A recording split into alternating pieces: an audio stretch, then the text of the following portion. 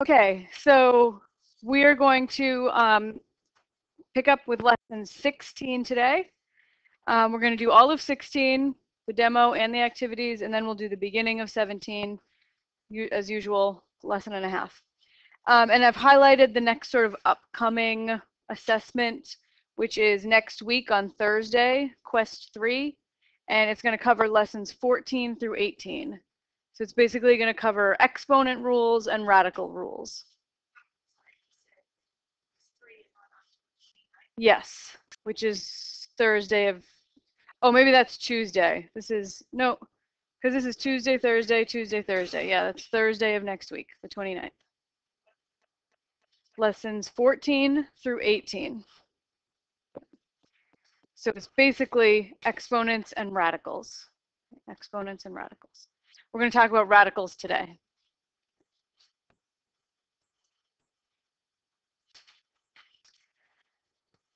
Okay, so today we're going to simplify expressions that contain radicals. And the rules are going to come a little bit fast and furious. Hold on to your hats. All right, there are two numbers that when you square them, you can get 25. What are they? 5 and -5. Both of those numbers, when you square them, you get 25 because 5 times 5 is 25, and -5 times -5 also gives you 25. So in general, all positive numbers have two square roots. One of them is positive, and one of them is negative. Now, when we write that radical sign, that means take the square root of the number underneath. Yes, sure. Yeah. All right, so when you see this symbol, that is, we read that as radical, that sort of square root symbol. It means take the square root of the number underneath, okay? That means the positive square root of 25. So there are two square roots of 25, positive 25 and negative 25, but when you write that symbol, it means just the positive square root of 25, also known as the principal square root. So square root vocabulary also includes the terms radicand, index, and radical sign. So in this square root picture, in this root symbol, the x is the radicand. The thing you're taking a root of, we call the radicand. It's the thing underneath the radical sign. And then that n is called the index. Okay, the n is the index, and that's the root we're trying to find.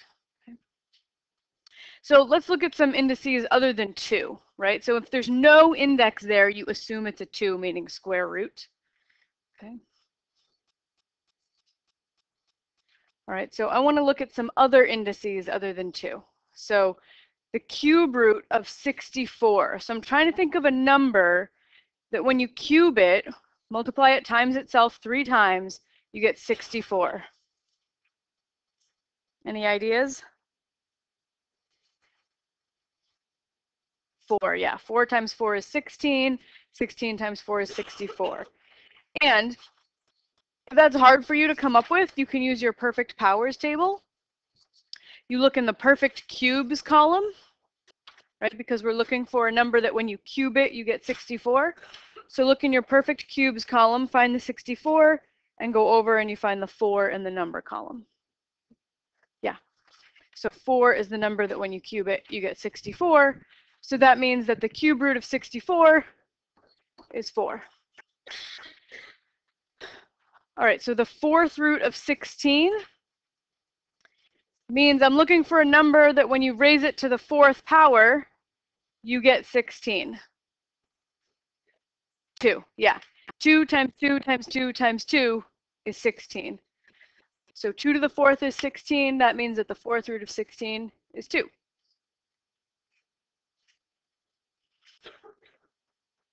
All right, thinking of the cube root of 64 is 4, right? That's what we just did up here.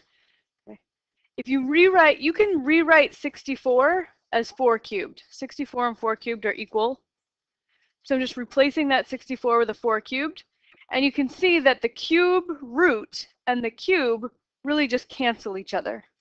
They're inverse operations. They undo each other. So the cube root of 4 cubed is 4. So what do you think the cube root of x cubed is? X. Yeah. What's the fourth root of x to the fourth? X. Okay. All right, so we're going to work out all the steps for simplifying the cube root of x to the 21st. So I'm going to employ a rule of exponents that we learned last week. So here's my little aside. Okay. X to the 21. I want to rewrite that as something cubed, right? Because I'm trying to take a cube root, and cube roots undo cubing. So I want to rewrite x to the 21 as something cubed, because then I can just cancel the cube and the cube root. So what should I put in here so that when I cube it, I actually get x to the 21? X to the 7th, right? Because when you raise a power to a power, remember you multiply the exponents. So I did, instead of x to the 21, think of that as x to the 7th cubed. So in my expression down here, I start with the cube root of x to the 21, rewrite x to the 21 as x to the 7 cubed. And then if you want to take the cube root of something cubed, you just get that something as your answer, right? So this is the cube root of x to the 7th cubed. Your cube root and your cube cancel, and you just get x to the 7th. Okay. We'll do a couple more, because I know that this is a tricky process.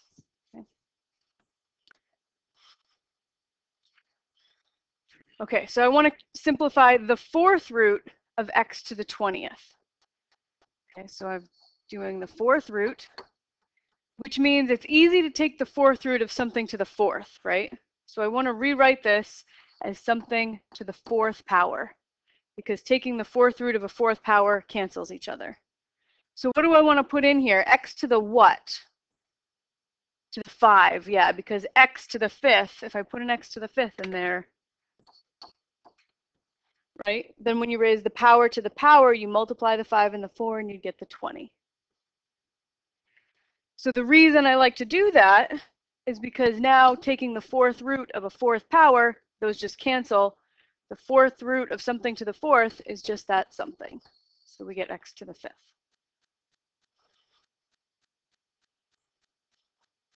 All right, one more. So the cube root of 64 times x to the 27th. So cube root of 64, do we know what that is? 4. Yeah, we already know what that is. So I can break this up. This turns out to be the cube root of 64 times the cube root of x to the 27. Cube root of 64 we know is 4. And then this is going to take a little bit of work. I'm taking a cube root, and it's easy to take cube roots of cubes. Cube roots and cubes undo each other. So I want to have something in here cubed. So what do I have to put in those parentheses so that when I cube it, I get x to the 27th? 9, x to the 9th, right? Because 9 times 3 gives me that 27. And then finally, I can take the cube root of the cube, right? So I have 4 times the cube root and the cube cancel, and I just get the x to the 9th.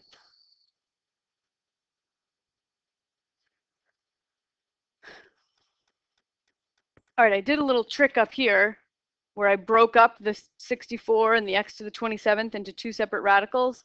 Let's just verify that that's allowed, okay? So if I want to take the square root of 9 times 4, if you do the 9 times 4 first, what do you get? 36. So this becomes the square root of 36. And the square root of 36, a number that when you square it, you get 36, 6. Okay. And then let's do it the other way. If I take the square roots first, what's the square root of 9? 3. The square root of 4? 2. And 3 times 2 is 6. You get the same answer both ways. Okay, so this little trick I did up here where I saw that this was a multiplication and I took the 2 square roots, the 2 cube roots separately, that's allowed. Okay, it always gives you the same answer. And division inside a radical works just as nicely as multiplication, so these are two new properties. If you want to take a root of a product, you can take the product of the roots, right? You can either do the multiplication first and then root it, or do the root of each factor and then multiply them. Same thing with division. You can either divide and then take the root, or you can take the root of the top and bottom and then divide. Gives you a little bit of flexibility. Okay, so here we've got a kind of tough one. All right, so I want to simplify this expression. Cube root of 16x to the 4th times the cube root of 2x to the 19th. In your packet, all the work is written out. I covered it up on mine so that you can follow along. You can cross yours out or write it on the side if you want, or you can just read along. Okay, so the first thing is to use the product rule to combine the two radicals into a single radical.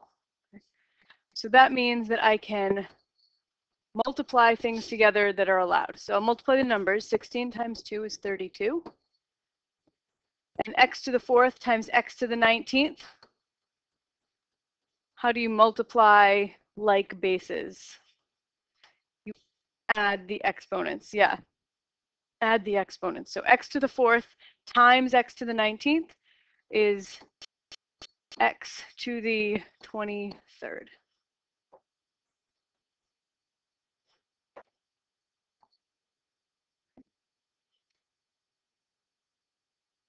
So I guess I sort of combined A and B here. Okay. Put it all into one radical, and I multiplied the numbers and I multiplied the x's. Okay. All right, now I want to refactor into perfect cubes and whatever's left over. So I'm trying to take a cube root. That's the ultimate goal. I'm trying to take the cube root of this thing. And taking the cube root of cubes is easy because cube roots and cubes just cancel. They undo each other. Okay, so think of 32. Is there a number that you can cube and get 32? You can look in your perfect powers table, right? Look in your perfect cubes list. 32 is not in there, so it's not a perfect cube. All right, so we're looking in our perfect cubes list anyway, right? Are there any numbers in that list that divide evenly into 32?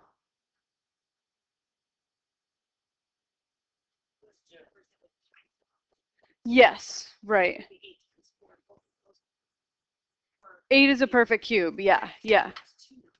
That's okay. That's okay. So I'm going to rewrite my 32 as 8 times 4 because 8 is a cube, right? And I want to be able to take cube roots, and cube roots of cubes are easy. Okay. So cube root, instead of 32, I'm going to write 8 times 4. Okay. And I picked that particular factorization because 8 is a perfect cube. All right. Now x to the 23rd. X to the 23rd. Does 3 go into 23? No. Does 3 go into... What's the largest number that's smaller than 23 that 3 goes into? 21. So I could rewrite x to the 23rd as x to the 21 times x to the what? 2. Yeah, because when you multiply like bases, you would add the exponents. So 21 and 2, that gives me back my x to the 23. All right, and then I'm just going to rearrange the order, right? So I'm going to pull out perfect cubes. I'm using the product rule. I'm going to rewrite this as 2 different radicals. So one of them is going to have just perfect cubes in it. Cube root of 8 and x to the 21. Okay. And then my other radical is going to have the leftover stuff, the 4 and the x squared.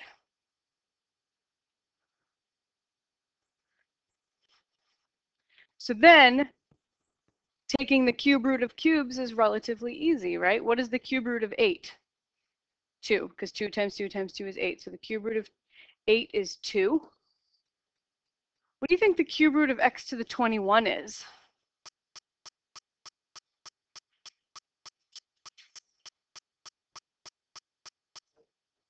Just 7? X to the 7th. Yeah. X to the 7th. Yeah. Yeah, because if you cubed x to the 7th, you would do x to the 7th cubed. 7 times 3 would give you the 21. And then you just copy the leftover stuff. Cube root of 4x squared. Those aren't perfect cubes, so there's nothing we can do to simplify it. You just leave it.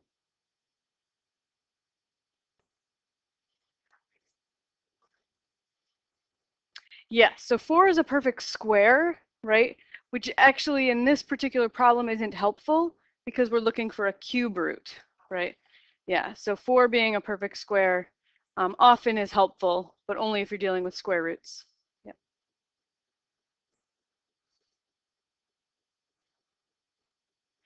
All right, let's see if this same nice rule that we had with multiplication and division works for addition and subtraction. Let's see, if I add first, 9 plus 4 is 13, so this comes out to the square root of 13, which, is there a number that when you square it you get 13? Not a nice whole one, no. So we'll just leave it as radical 13. Okay. But if I do the square roots first, the square root of 9 is 3, and the square root of 4 is 2, and I get 5. Didn't get the same answer this time, right? So that nice rule that we can use for multiplication and division does not work for addition and subtraction, unfortunately. So if you're trying to take the square root of x plus y or the square root of x minus y, you just can't do anything. There's no way to simplify it. You just have to leave it like that and circle it. In particular, the square root of a squared plus b squared doesn't equal a plus b. This is a really common mistake. So put a great big X through that equal sign on your paper.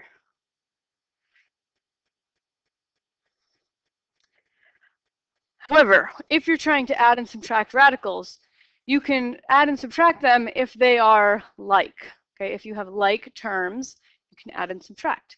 So it works just like terms with x's.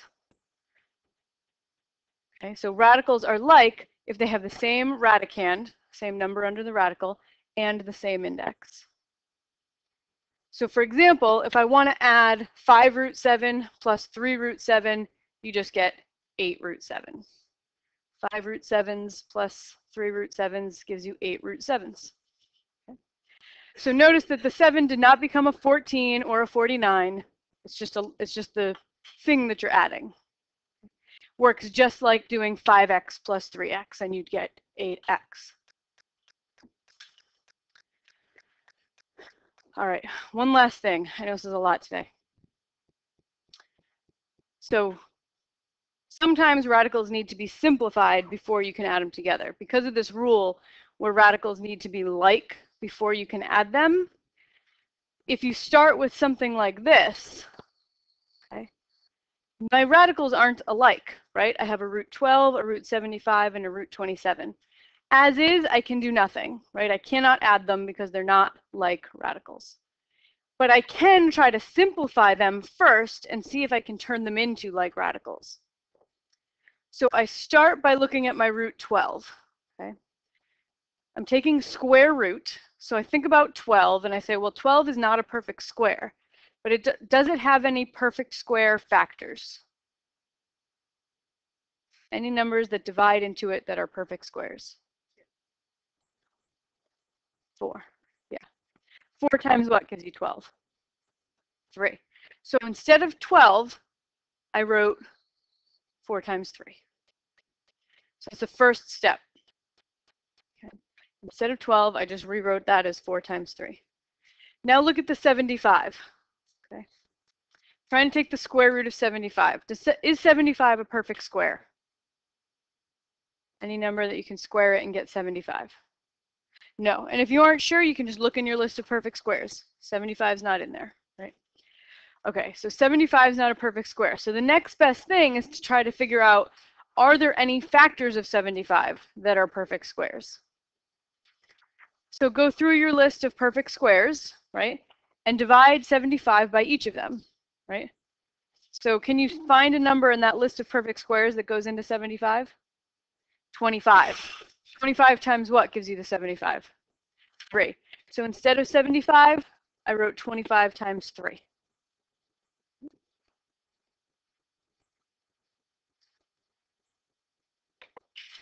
All right, and then move on to the 27, right? The radical 27.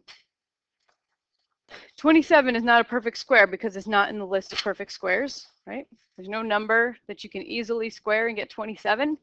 So are there any numbers that go into 27 that are perfect squares?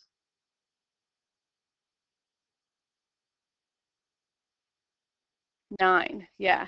So you just start going through your list and you go, well, 27, 4 doesn't go in, 9 is the next one. Yeah, 9 goes into 27. So instead of writing a 27, I replaced that 27 with a 9 times 3. Okay. So that was my first step. I was just replacing the numbers under the radicals with a factored version of itself. Okay. So 12 became 4 times 3, 75 became 25 times 3, and 27 became 9 times 3. All right, so in my next step, I'm going to break apart each of those radicals that has a multiplication underneath of it, break it up into the product of two separate radicals. So instead of taking the square root of 4 times 3, that becomes the square root of 4 times the square root of 3. Instead of taking the square root of 25 times 3, take the square root of 25 times the square root of 3. So you take the square root of each piece separately. And instead of taking radical 9 times 3, take radical 9 times radical 3. Okay, so that's our other rule there. All right, so finally, you can take the square roots of the perfect squares. What is the square root of 4? 2. Yeah, so I'm going to do my colors again here. So the square root of 4, I rewrote as a 2, right? Square root of 4 is 2. And radical 3, they can't simplify that, so I just copied it, right? Minus 2, I just copied that. And then the radical 25, what's the square root of 25? 5. So instead of a radical 25, I put a 5 there. And then I have times radical 3. You can't simplify that, so that just gets copied in the next step. Then plus 7, that just gets copied from the previous step. And then I have a square root of 9 here. Square root of 9 is 3, so that square root of 9 became a 3. Everything else, except for those 3 circled numbers, just got copied from the previous step. And now, finally, well, first I can multiply this 2 times this 5. So 2 root 3, nothing's happening to that, it just gets copied. 2 times 5 is 10, so I replace that 2 times 5 with a 10. Copy the root 3, plus 7 times 3 is 21. 21 root 3. Now I have all like radicals. 2 root 3s minus 10 root 3s plus 21 square root 3s. Yes. Yeah, I just wrote the problem really carefully so that it'd come out to be 3. Yeah. It's a good question. So now I can just add these up. 2 minus 10 is negative 8, plus 21 is 13 square roots of 3. So the moral here, right, which we will see many times in the coming lessons, is that often you do one small step towards a solution and the rest of it is just bookkeeping, right? You're just copying everything else from the previous step, right? You do one small thing, everything else just gets copied. Okay, so you've got some things to practice. Let me know if you need me to come help. Okay, so we're going to look at the relationship between radicals and exponential notation. So there's nothing brand new in this. We're sort of going to mesh together some of the rules we've already been looking at. So in the previous lesson that you were just working through, we saw if we wanted to simplify the cube root of x to the 21, it was helpful to rewrite x to the 21 as something cubed, and that something would have to be x to the 7th, right? Rewrite x to the 21 as x to the 7 cubed, because then your cube root and your cube power cancel, just leaving you with x to the 7th. Okay. So We didn't use a shortcut to do these kinds of problems, but many of you started to notice as you were working through these that the power of 7 came from dividing this 21 by this 3, right? But that's a shortcut in how to figure out what the final result would be. That's how we got that x to the 7th when we were working it out. So let's fill in this box to come up with our shortcut. If you're trying to take the nth root of x to the k, okay, the resulting power, right, we took the power on the x and divided by the index, okay, so to get x to the 7. So I'm going to take x to the power over the index, k over n. This is going to be a really important one. Okay.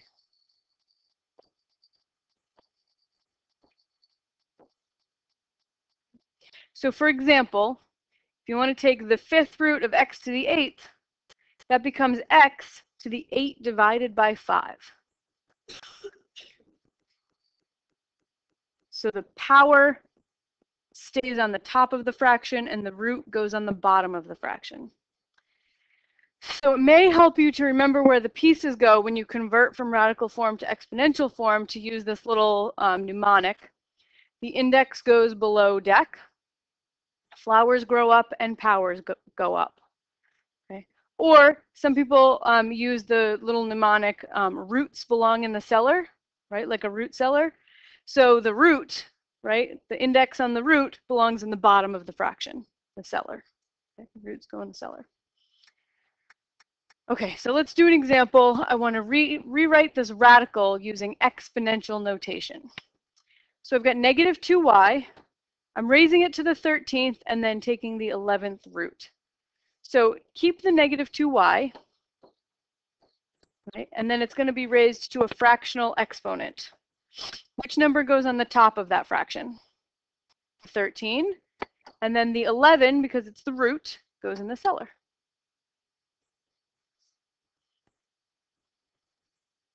And that's it. Converted to exponential form. Okay, so here I've given you something written in exponential form, x to the 2/7, and I want to convert it to radical form. Okay, so which of these numbers, 2 or 7, is my index, is my root? The 7 is the root, so I put 7 as my index on the root, and then what remains is just an x squared.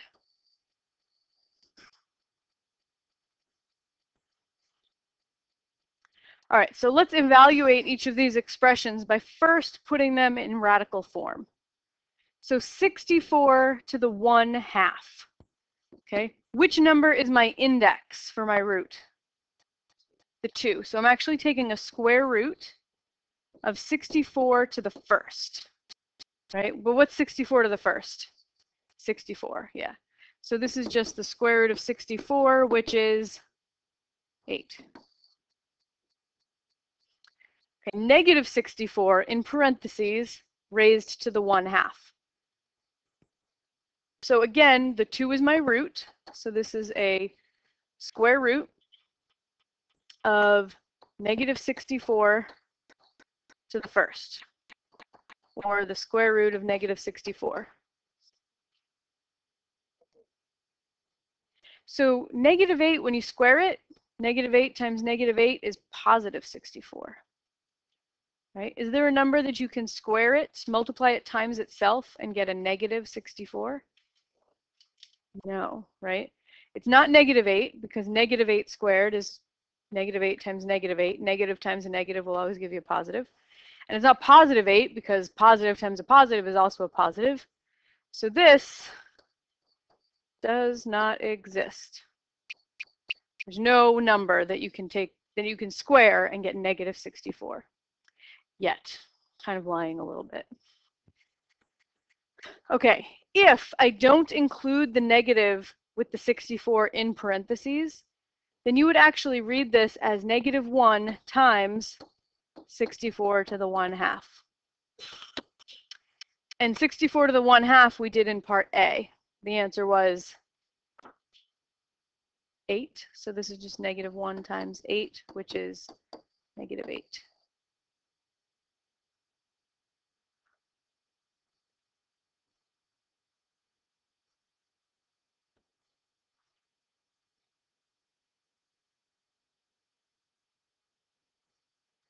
I'm going to peek at your notes for a second here.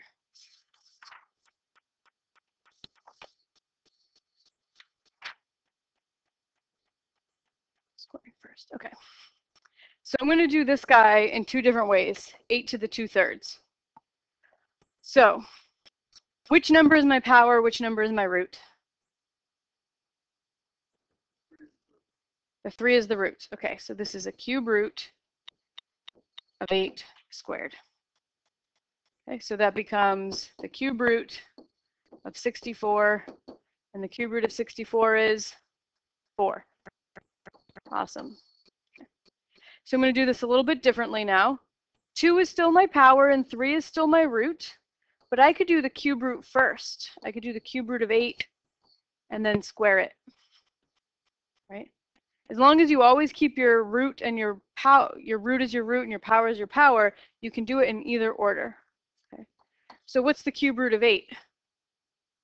2, and then square that and you get 4. Right? So you can either square and then root, or root and then square. Right? You can do it in either order. Doesn't matter whether you put the power inside the radical or outside the radical. If you're trying to do something in your head, it's typically easier to take the root of a smaller number, right? So you probably want to do the root first and then the power. You'll get the same answer either way. Just for mental math, it's easier to take a root of a smaller number. So to summarize, here's the most important fact for this lesson. The nth root of x to the k is x to the k over n, which is the same thing as taking the nth root and then raising to the k. So let's complicate things just a little bit further by adding in a negative exponent. So in general, dealing with the negative exponents is a good first step, right? So when you have a complicated problem, if there are negative exponents in it, deal with those first by making them positive, by moving them and making them positive, and then do all the other stuff. So how do you deal with a negative exponent? You make it positive by moving it, right? This is the crying baby. The negative exponents are crying babies. So right now, think of that as over 1, right? And I'm going to take this whole term. That term's got a negative exponent, which means the baby is crying. Move it to the denominator. It needs to go down for a nap, right? So this is going to become 16 to the positive 3/4. And what's left on top when I move that guy? A 1, yeah. Because this is actually like 1 times 16 to the negative 3/4. So the 1 is still there. So I no longer have a negative exponent. I dealt with the negative exponent. Now I can deal with the fractional exponent of 3/4. So 4 is my root, 3 is my power. So I want to take the 4th root of 16 and cube it. And see, I chose to put the power outside because I know the 4th root of 16. Right? If I cubed 16, I'd get a really big number, and I might not know the 4th root of it. Right? So what is the 4th root of 16? 2. So this is 1 over 2 cubed, or 1 over 8. So I was able to do it in my head by doing the root first. If I tried to do the power first, I would have had to do 16 cubed, which I don't know off the top of my head. I would have had to put that in my calculator, and then take the 4th root of it, which I don't know what that is either. Right?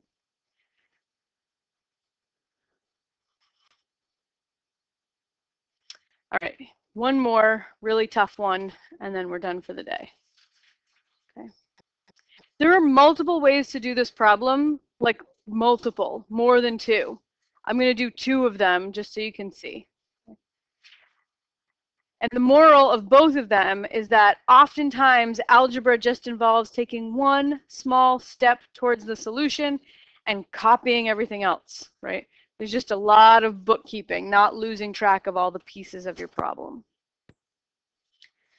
All right, so my problem begins 35x to the negative 1/2 over 20x cubed, all raised to the negative 2. Okay, so in method 1, I look at 35 over 20 and I say 35 over 20, that reduces to 7 over 4, right? Because I can divide 35 and 20. I can divide both of those by 4. 4's cancel, and I get 7 over 4. Sorry, divide both of those by 5, and I get 7 over 4. Yeah. Okay, so the 35 over 20 I reduced to 7 over 4. So that was step 1. Okay. Step 2, I dealt with the negative exponent that's inside the parentheses. I looked at that x to the negative 1/2. That baby's crying. I'm going to put it down for a nap, right? Move it from the numerator down into the denominator and make the exponent positive. So I did 2 things in that first step. Reduce the 35 over 20 and move the x to the negative 1/2 down to make it x to the positive 1/2. Okay, in my next step, I looked at the x cubed times x to the 1/2. Right? Those are like bases, multiplying like bases. You would add those exponents. So 3 plus 1/2 is 3.5, or 7/2 if you want to use an improper fraction. Okay, so I just simplified x cubed times x to the 1/2 to x to the 7/2.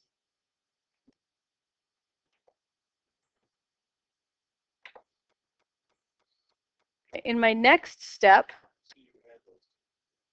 yeah, when you've got a like base, when you've got like bases, x cubed times x to the 1/2, the rule is to add the exponents.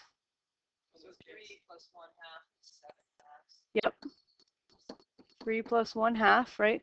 So if I wanted to write 3 with a denominator of 2, it would be 6 over 2, 7 over 2.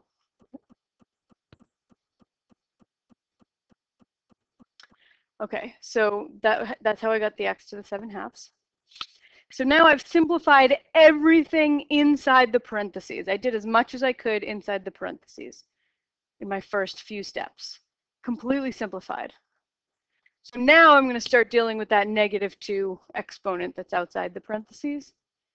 And I remember I have to raise every single thing to that -2. So I've got a 7 to the -2, 4 gets raised to the -2, and x to the 7/2 gets raised to the -2.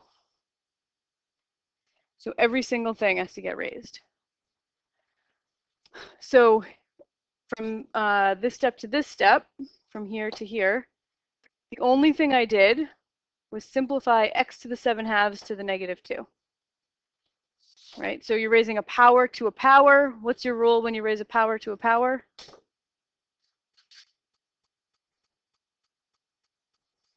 Multiply. Yep. So I have to do 7/2 times -2, right? 7/2 times -2 over 1 gives you -7. So that's where this x to the -7 came from. Everything else just got copied, right? I simplified one thing, everything else just gets copied. Right, and then in my last steps, right, I deal with the crying babies, right? This baby's crying, this baby's crying, and this baby's crying. They're all crying. So all 3 babies are crying, so they have to move from where they are to where they'll be more happy, right? So the 7 to the -2 moved down, had to take a nap, became 7 to the +2. These 2 just woke up from their naps and they needed to be picked up and soothed, right? So 4 to the -2 becomes 4 squared on top, and x to the -7 moves up and becomes x to the +7.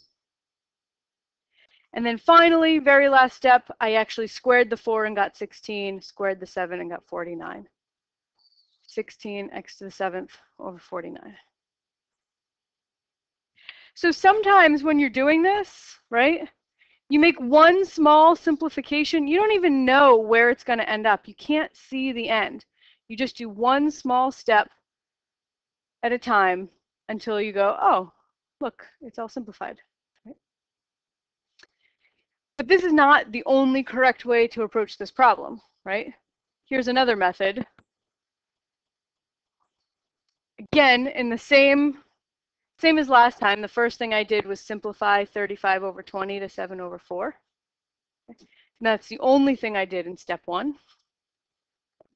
Then, instead of dealing with all the simplifying inside first, I raised every single thing to the -2 power. Okay? So rather than dealing with the inside of the parentheses first, like we did in method 1, I just said, okay, I've got a fraction raised to a power. I'm just going to raise every single thing to the power. So I have 7 to the negative 2, x to the negative 1/2 to the negative 2, 4 to the negative 2, and x cubed to the negative 2. Raise every single thing to that negative 2. And then in my next step, I simplified this guy and this guy, right? Raising a power to a power means multiply exponents. So negative 1/2 times negative 2 gave me positive 1, and 3 times negative 2 gave me negative 6. Then deal with your crying babies, right? That baby's crying, that baby's crying, that baby's crying. Move them to make them happy. And then in my last step, square my 4, square my 7, and my x to the first times x to the 6th simplifies to x to the 7th. And like I said, there are many other things you could do and get the right answer, right? These are just 2 possibilities. All right, we'll pick up here on Thursday.